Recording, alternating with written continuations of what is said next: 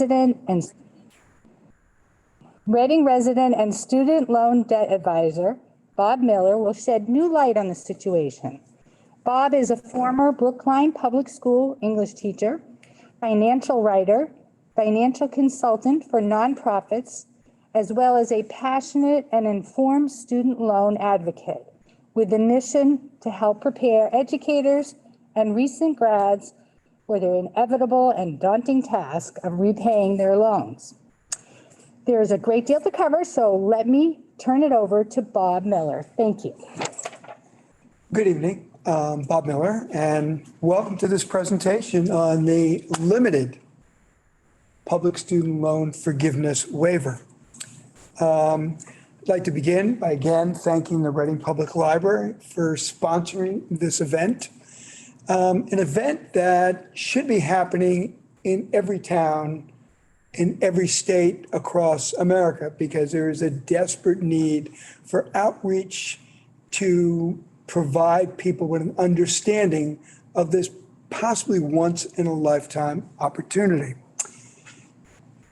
Tonight, my overarching goal is to engage you with a hopefully lucid, concise, and user-friendly presentation to educate you about all aspects of student loans, and in particular, the recently unveiled limited waiver.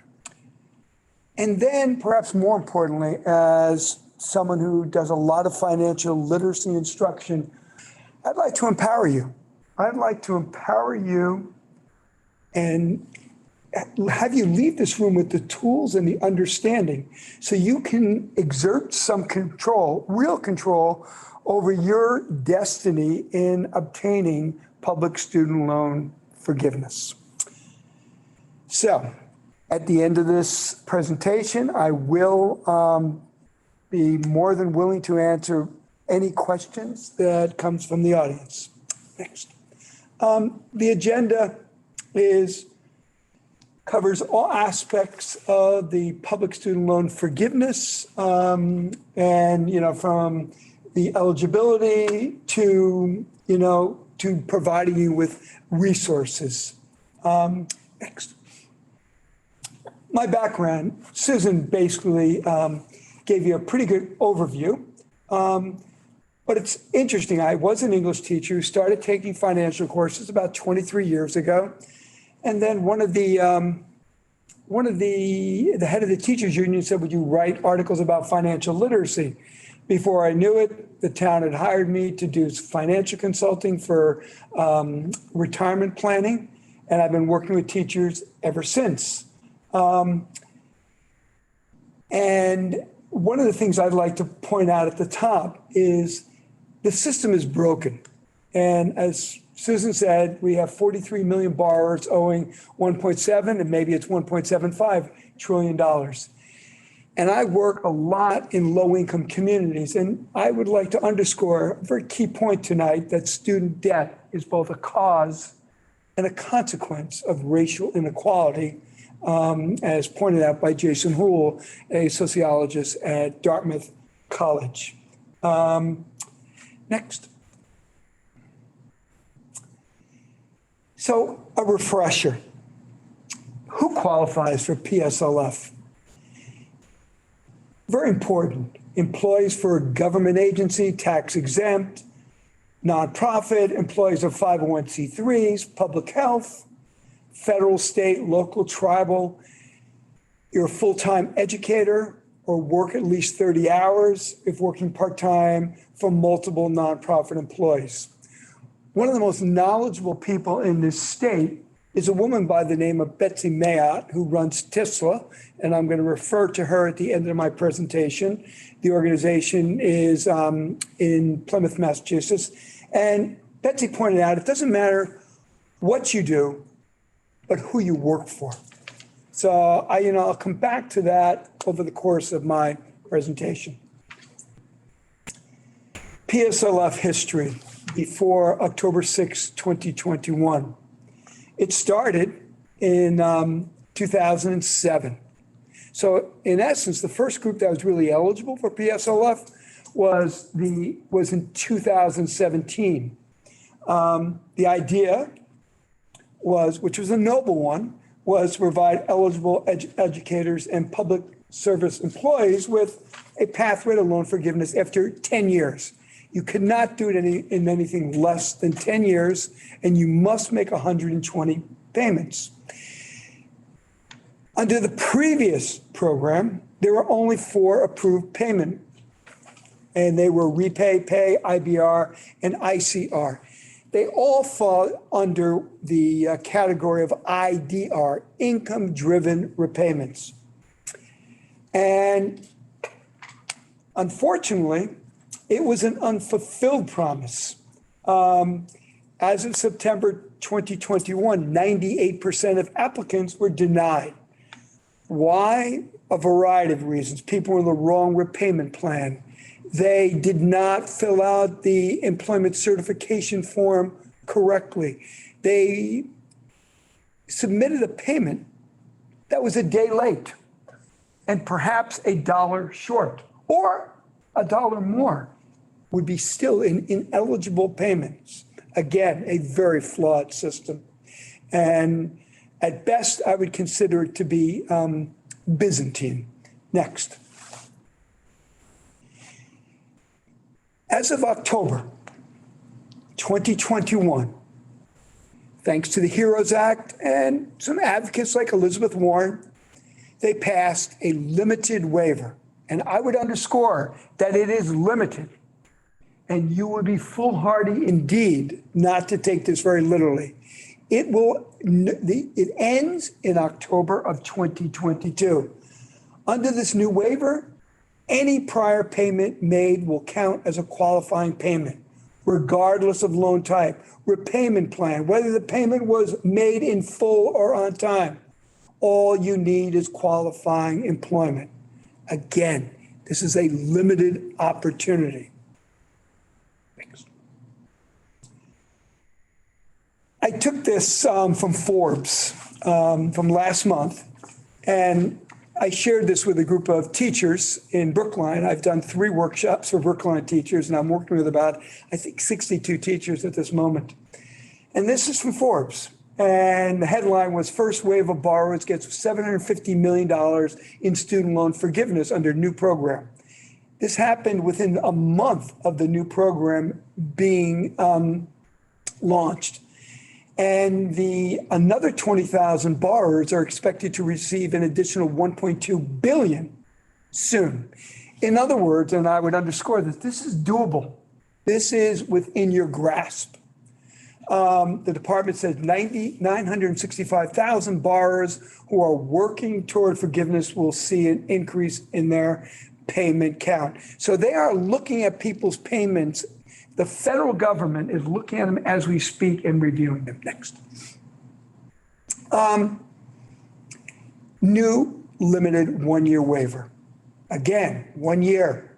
Eligible educators, public service employees, you work at the Reading Public Library, you are a social worker, you're working for the fire department, the police department, you're eligible.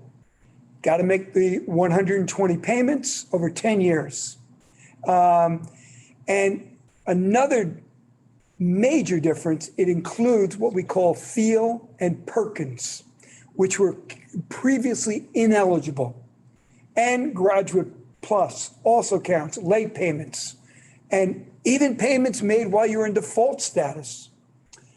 The promise that all remaining student loan forgiveness with no tax consequences. And that's very important about the public student loan forgiveness. There are no tax consequences.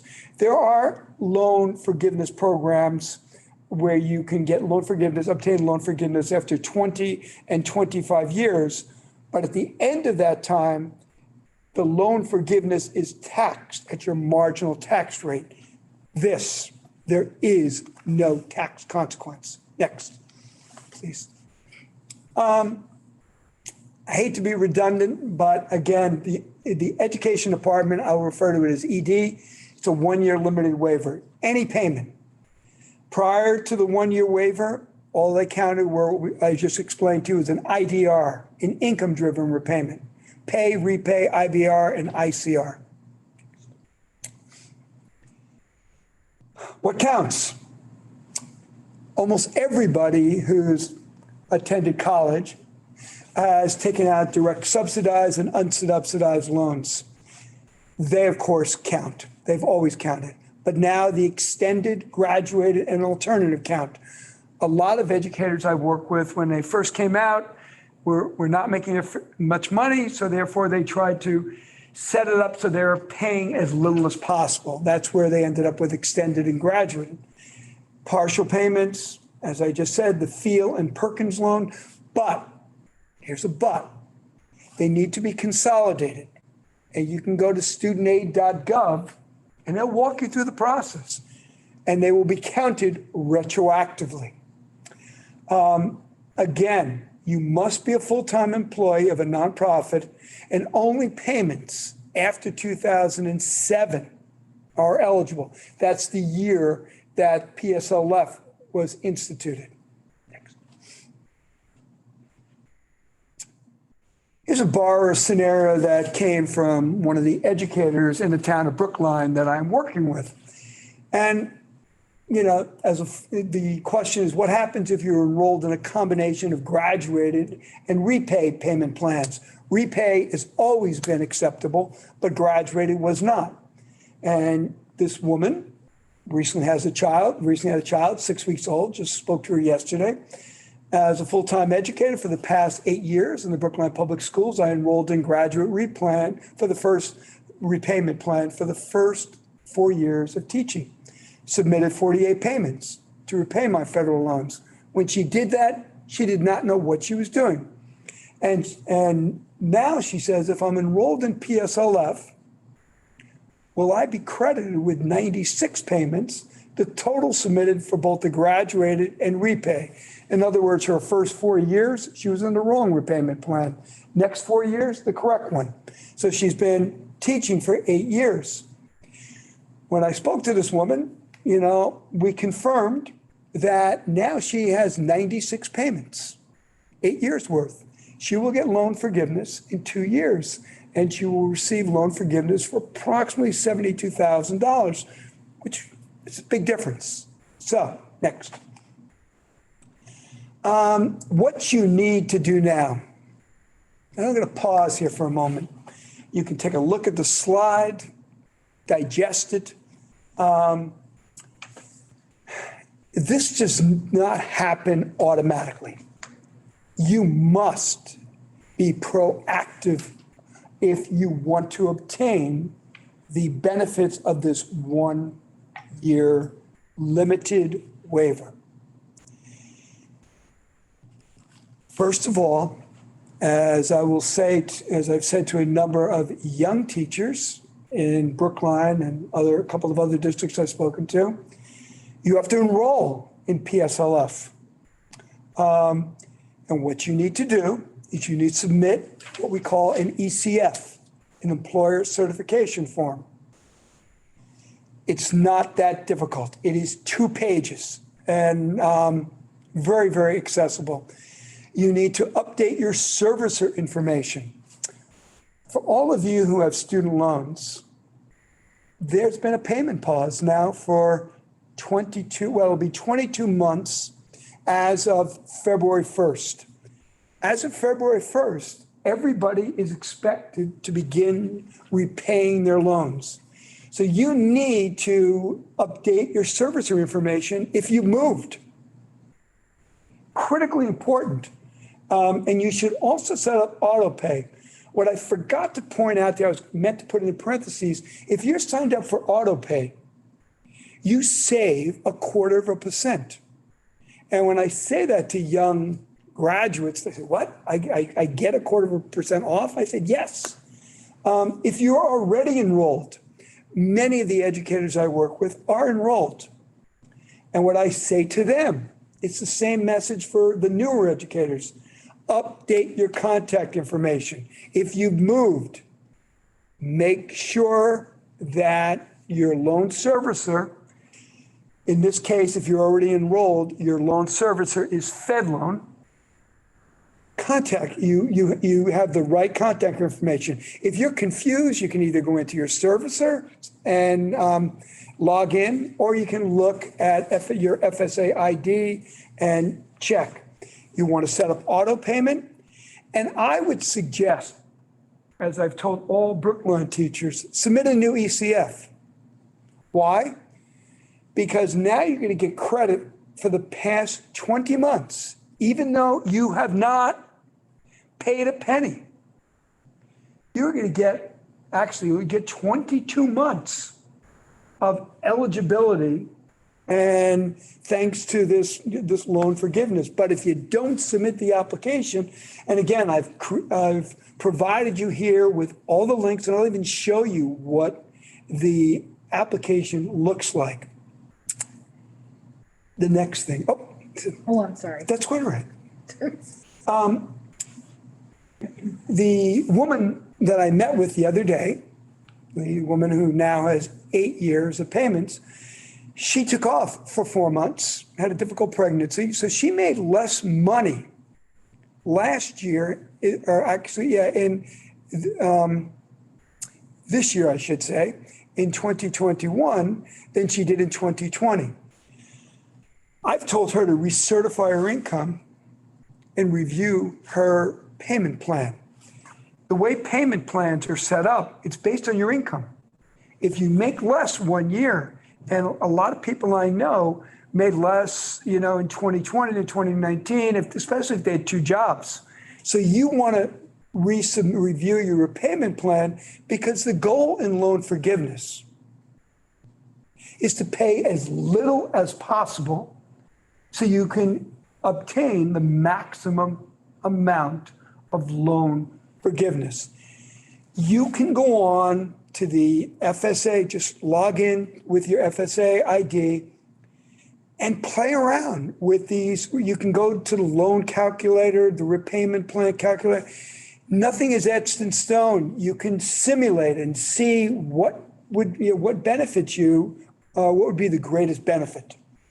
Again, when I said IDR, going forward, you must be in one of these 4 payment plans: pay, repay, IBR, and ICR.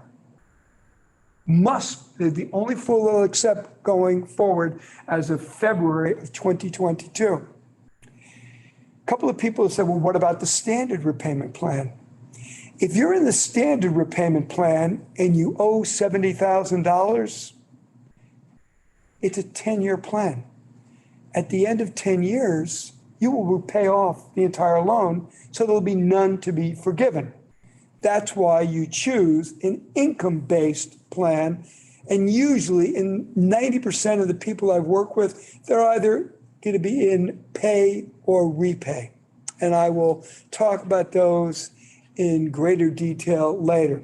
But again, I encourage people. People are so uncomfortable with logging on to the FSA, website. It's actually not a bad website.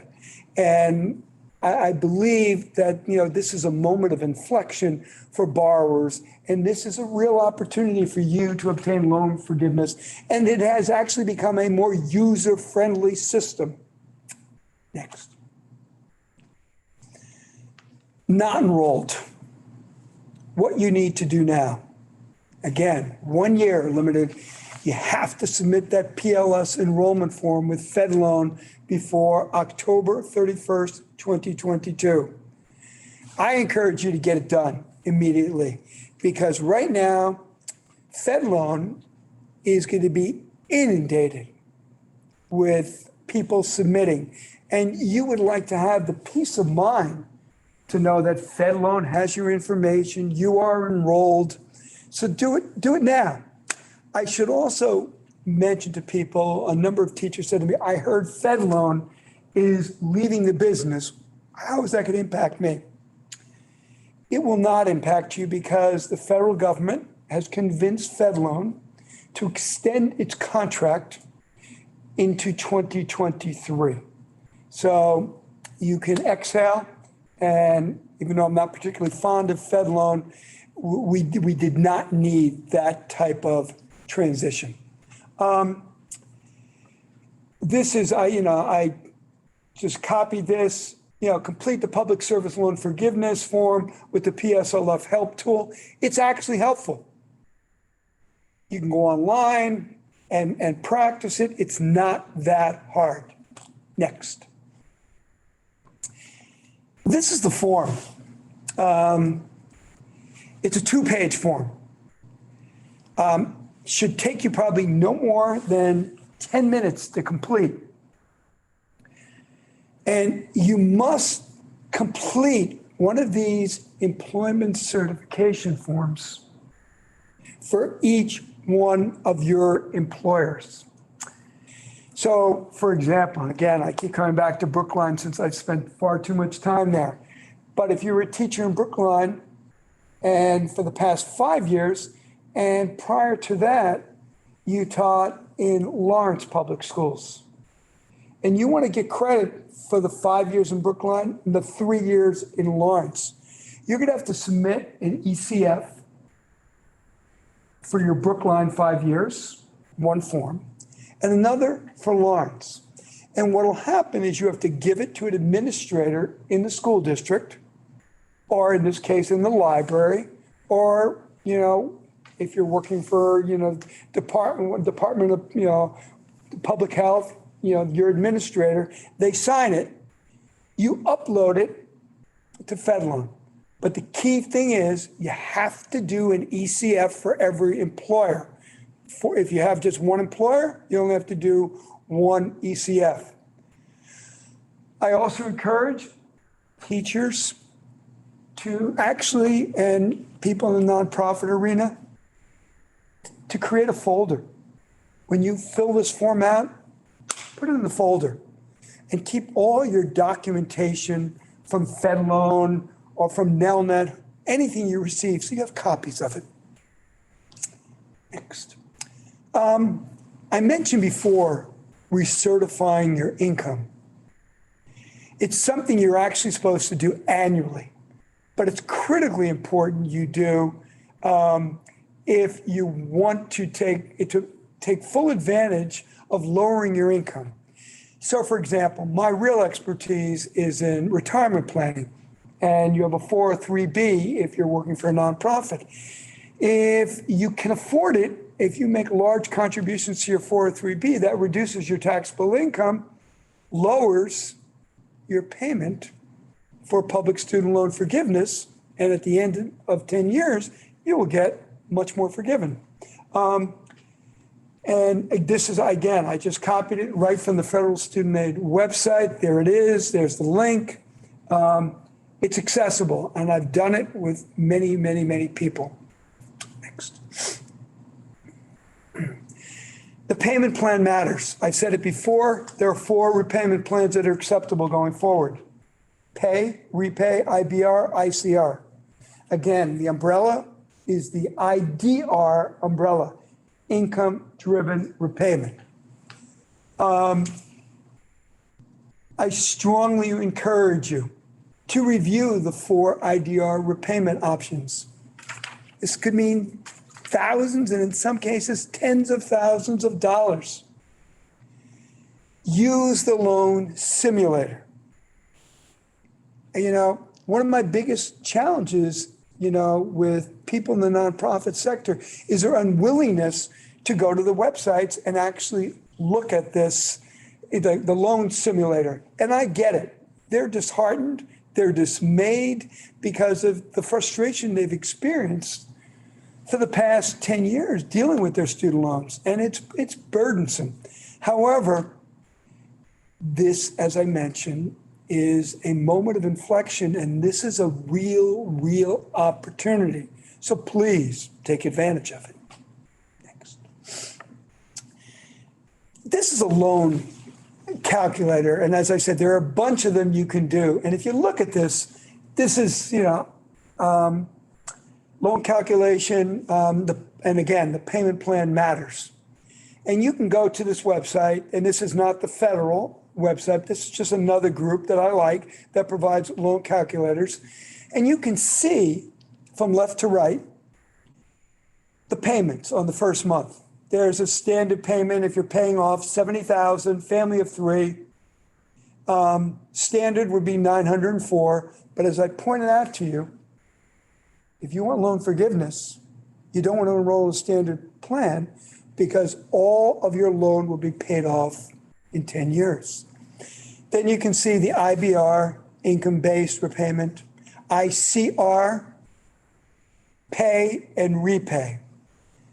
As I said previously, it's pay and repay. That is where most borrowers are going to end up, the vast majority. And if you look at this, calculation, which you can, print out, which I encourage you to print out, you can actually see the total forgiveness. And if you notice, if you look at the standard and you go down the column, there's nothing to be forgiven. And with repay, it was, 84,000, with pay, 88,000. So again, encourage you to look at these calculators, play around with them, become facile with them. You have a lot to gain. I just added this. Every day, part of my ritual is I have all these student loan websites bookmarked, and I subscribe to Forbes, and I read this. And one of the guys who's a real expert, who I've learned a great deal from, is Adam Minsky. And the headline was, "Student loan companies may mislead on loan forgiveness. Warn advocates." If you remember at the outset of this presentation, I underscored the point that I want to educate you and empower you. One mistake a lot of borrowers make is they call the loan services and they listen attentively and they view it as the word of God on high. Unfortunately, most of the people, and I don't want to be disparaging of these people because a lot of them are probably doing their best, but they're not particularly well trained and don't know a lot about the nuances of student loans. I'm suggesting that you become informed so you can take control of this. And student loan services were providing outdated information. Student loan services providing on both the PSLF and I guess I wrote it twice. I made a mistake. So that's just something I'd really, really be attentive to going forward. Next. Earlier, I mentioned that your goal is to obtain maximum loan forgiveness. And how do you do that? By paying the least amount possible. Minimize PSLF, public student loan forgiveness payments, and maximize loan forgiveness by lowering your AGI. For those of you who are not comfortable with finances, your AGI is your adjusted gross income, your gross income minus adjustments for 3B, educator expenses, student loan interest, alimony, FSA contributions. So that is your AGI and your goal. And sometimes I have couples do married filed singly because they can get more forgiveness by filing singly. And you're going to have to look at that, but it's something to look at very carefully. So you maximize your 403B contributions, or 401k, actually it wouldn't be 401k, it'd be 403B contributions to lower your AGI. And I realize that most people do not have a lot of discretionary income. If you're in your 30s and 40s and you're paying mortgages and you're paying childcare, I do know how much childcare costs because I babysit on Monday afternoons my daughter. So the one day she does not go to the expensive Montessori, my granddaughter, she does not go to the expensive Montessori school. Wonderful school. Take advantage of the flex spending account. And as I mentioned to you earlier, recertifying your income now for your IDR payment plan or in early 2021, using the 2020 numbers. And many employees earn less in 2020 because of the pandemic. So that's just something to think about, because I know a lot of people that I've come across, social workers who've had 2 jobs, they lost them in 2020. Next. These are screenshots that I took. Well, I shouldn't say I took, the borrower took. And these were some from our loans. And, it says loan balance 23,467, graduated repayment plan, qualifying payments made 0. If you look over there, here's her other loan, and qualifying payments made 0. That's inaccurate information. And this is the same woman who has the 6-week-old. And now we know that she will get, these will be qualifying payments. But if she looked on her loan services website, they would tell you, you have no qualifying payments. Under the new PSLF, 1-year limited waiver, the borrower will be credited with qualifying payments for every monthly payment submitted to the servicer. All payments count. She was in the wrong payment plan, but it doesn't matter. But this changes in another 9 months. This is a 1-year waiver. Next. I wanted to provide you with some sources of information. My friend Betsy, I think is one of the best. I strongly encourage you to go to Betsy's website. I encourage you to submit questions to Betsy and to her, the group that works with her. Again, they're a nonprofit. They work out of Plymouth, Massachusetts. And, this is her life. Here's a good article that I saw, pretty simple and straightforward from MSN. Here's another one, Student Loan Planner. I read their information blog daily. And the Federal Student Aid website, look at it. They give you some very good information. Next. Again, ad nauseum and redundancy on steroids here. Don't miss this opportunity. I meet with teachers, with people in social workers who would like to buy a house, would like to get married, but they're $70,000, $80,000, $90,000 in debt. This is the moment to get yourself out of the debt, because a lot of these people have been working for 5, 6, 7, 8 years. And this could change their life. Next.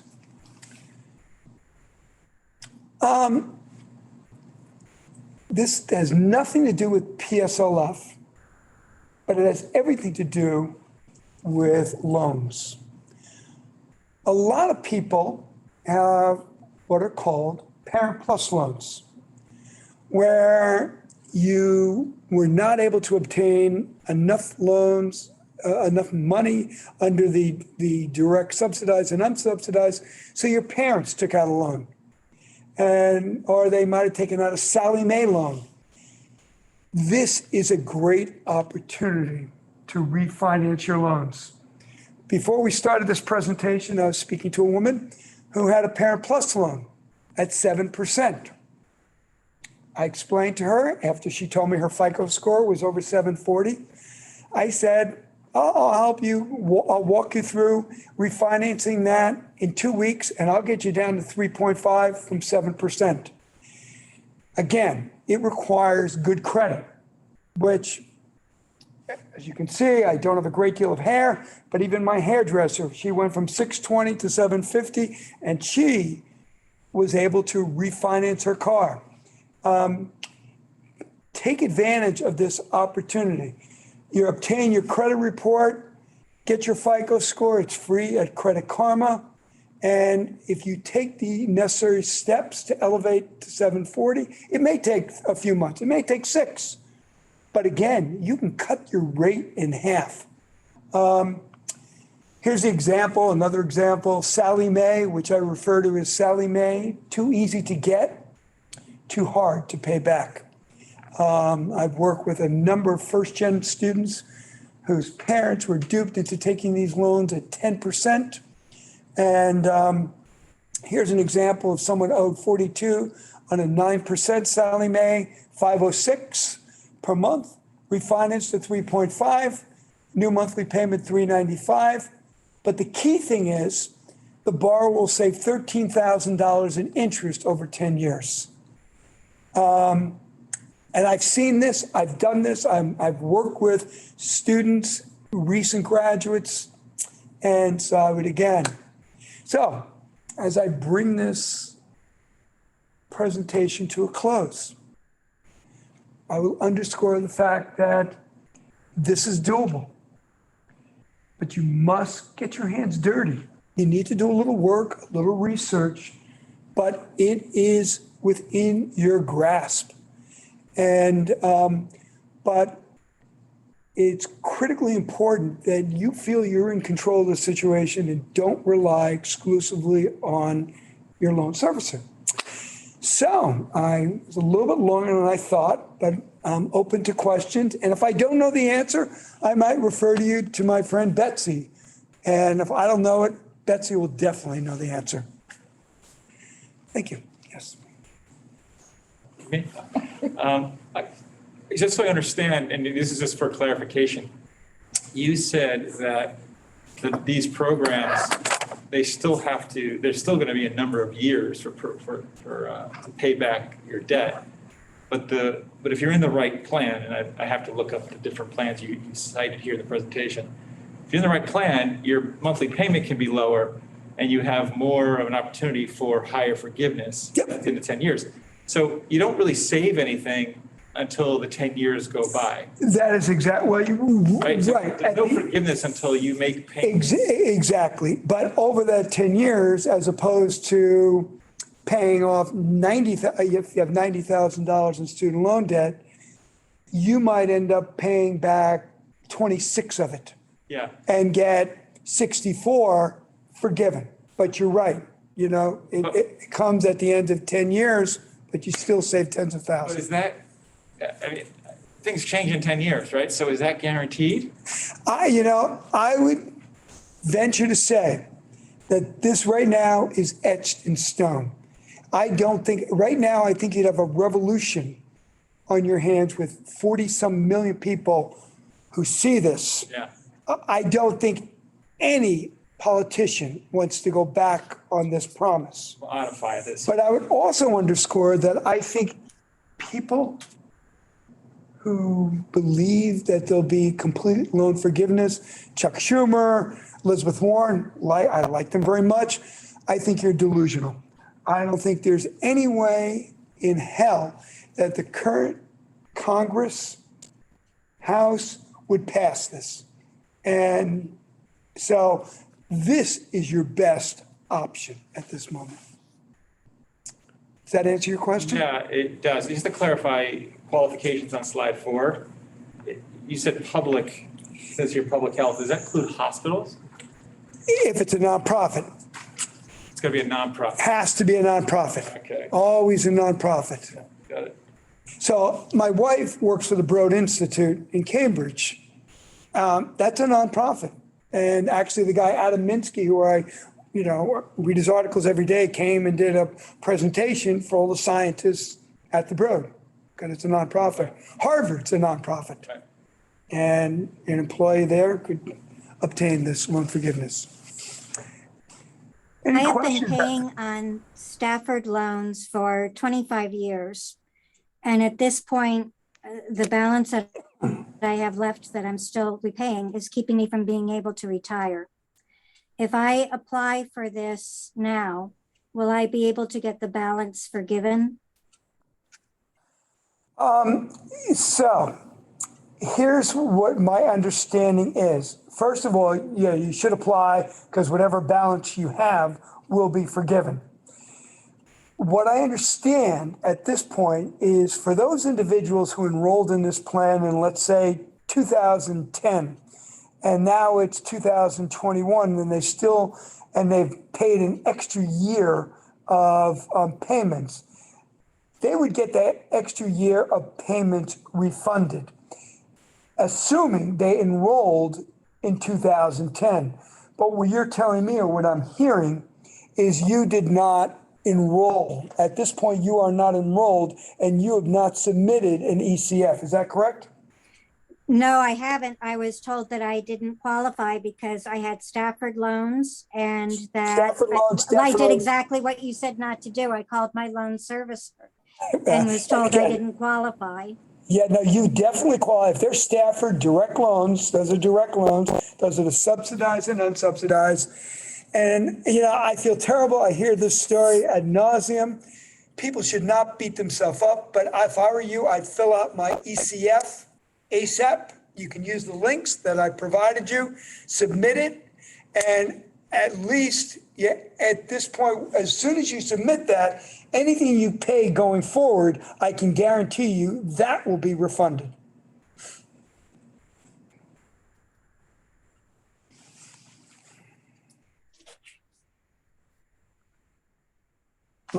Should I be?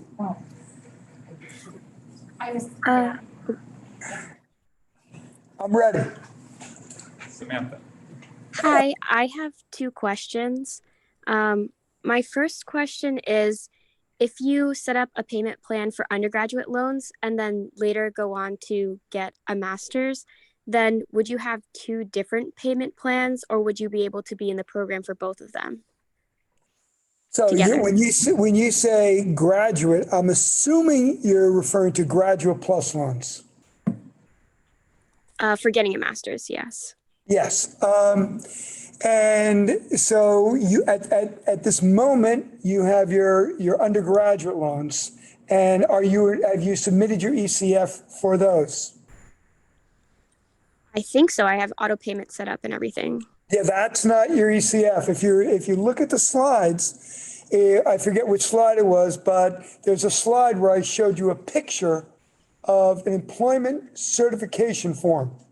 Are you currently teaching? Working at the library.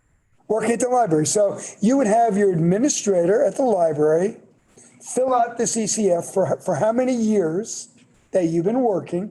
And let's just say it's 5. You would get credit for 5 years as long as you've been working full time during those 5 years. Does that make sense? Yes, thank you. But being on that auto payment, nothing's automatic unless you submit the ECF. And but then if you're talking about graduate plus loans, you would have to do another ECF for that. So it would still be eligible, but for one, let's say you've been working for 6 years, you'd be eligible for another 4. The graduate plus would start a new clock. Okay, thank you. That was my question, is if it would restart the clock. Yes, but you could still get the Staffords forgiven, and I would get your ECF in as soon as possible.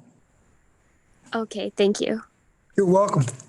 If you've had more than one employer, do you have to get your previous employers to sign as well? Absolutely. If you've had 3 employers, 3 years for one, 3 years for another, 3 years for the one you're currently at, you must submit 3 ECFs. And sometimes that's a challenge because of, educators who have been in Brookline for 6 years and they ask someplace in Iowa. So you have to persevere because it's worth thousands of dollars to you.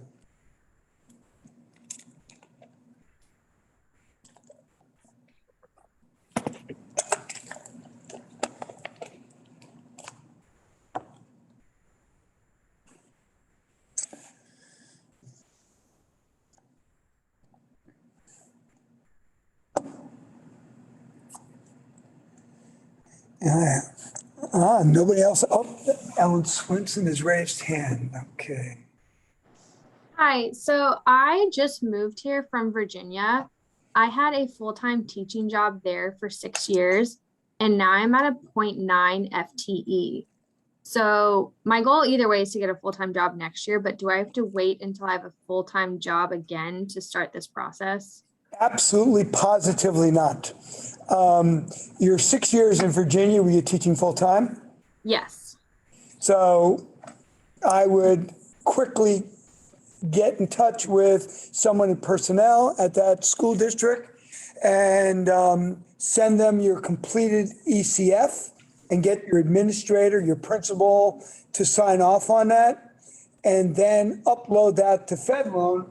And that would mean, and you're teaching this year, you taught 6 years, and so you'd be another 3.5 years before you would obtain loan forgiveness.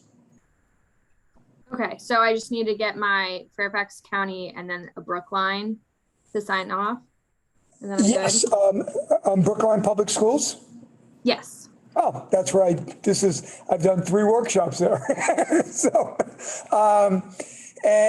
yeah, you'll just have to get your administrator, whether you're at BHS or one of the elementary schools, to sign off on your ECF, and the same thing for the Virginia. But yeah, you're well on your way to obtaining loan forgiveness. Once Okay, you do perfect. that, Thank you. you're welcome. Okay, I just want to say, we have a question in the chat, we have a hand raised, and we have some direct messages. So we're going to start with the direct messages, but don't think that we don't see you. Okay. This is from Rebecca. She's asked, can you address if we are married, if our gross income would be both of us combined? Okay, I'm not sure if I understand that question completely, but let me see if I can answer it this way.